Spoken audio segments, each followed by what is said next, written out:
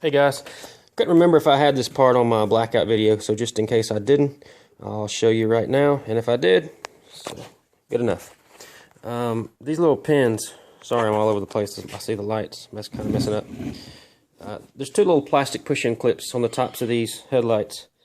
You can't save these. I mean, you're talking about 30-year-old plastics, so if you're trying to get them off and save them, it's probably not going to happen. I wouldn't worry about it.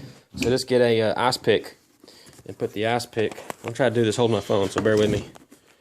So put the ice pick right in the center right here and just give it a gentle bump.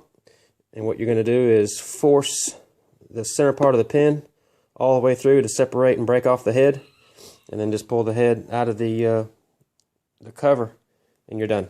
And when you get those two knocked out, just flip it upside down and take off these U-clips.